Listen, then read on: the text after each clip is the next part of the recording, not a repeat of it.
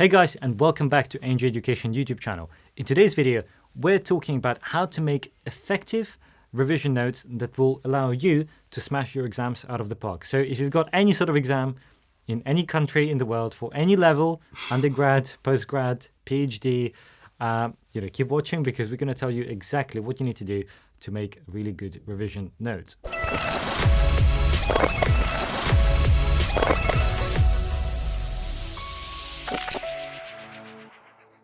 All right, guys, so let's jump straight into this.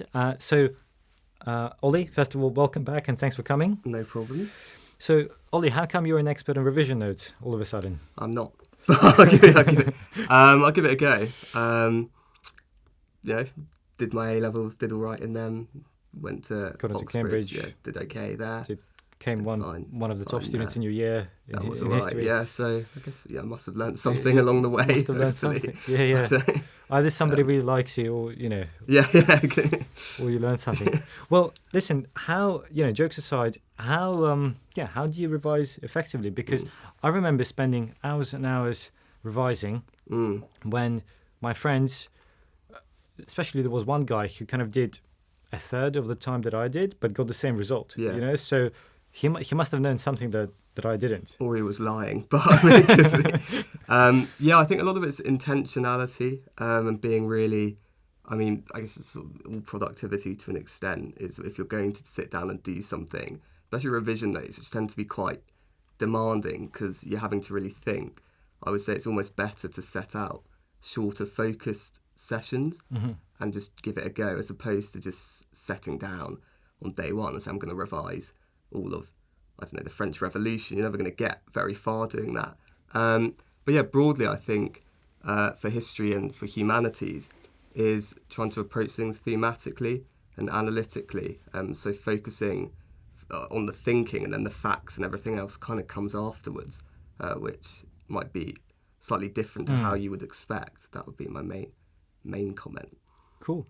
And I often tell our students about the information retention sort of graph, where you kind of, you do several cycles of revision notes, and with each one, you kind of remember it for longer. Is that something you would? Yeah, it's definitely something I'd never heard of that before until just now, probably. But it's definitely something I kind of did instinctively. You kind of winnow down.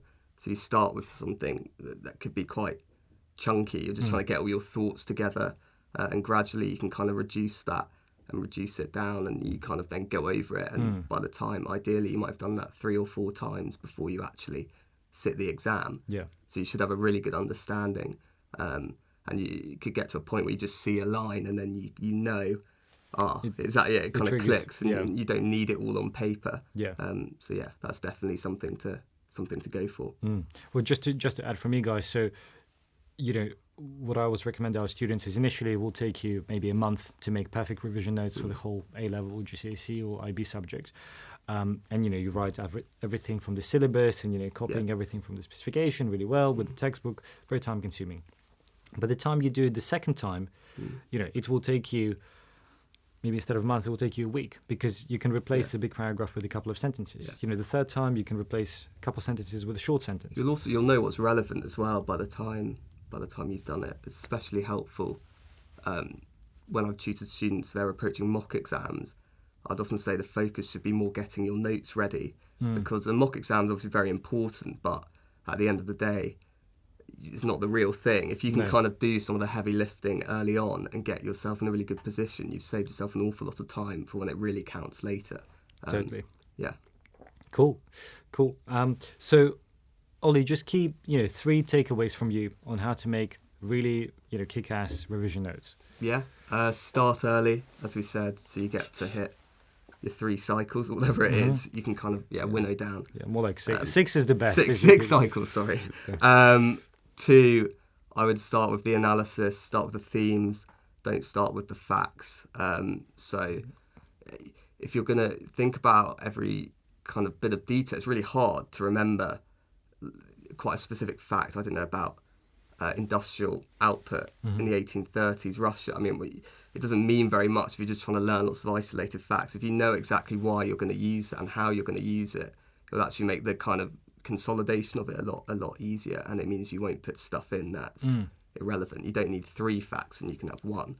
And then 3, I don't know, it's kind of up to you beyond that. I think you could create whatever works for you if you want to do mind maps or I generally just like written notes, but so like try different things. Yeah, try different things. Some people like to, speak, like read it out loud. I've had people record themselves and listen to it back, but I think that's quite terrifying. I wouldn't do it, but if it's going to work, why not? So yeah, you can be creative with it at the end. If you've got the fundamentals, you'll be. Yeah, also remember, no one's going to actually see these notes. Like the examiner won't see them. It's just whatever will work for you. Yeah. So, yeah. Cool. Well, Ollie, thanks very much for that. Guys, I'm sure you'll appreciate everything that Ollie has shared from his experience. But for now, just a reminder that if you haven't already subscribed to my newsletter, do check it out. The link is below. It's packed with useful information on university admissions, tips and tricks, as well as information on really cool events that happen every 3 weeks, conferences, seminars, workshops at leading universities that will help you beef up your resume. But for now, Ollie, thank you very much. No problem. Great to see you again, and all the best to you guys. Take care.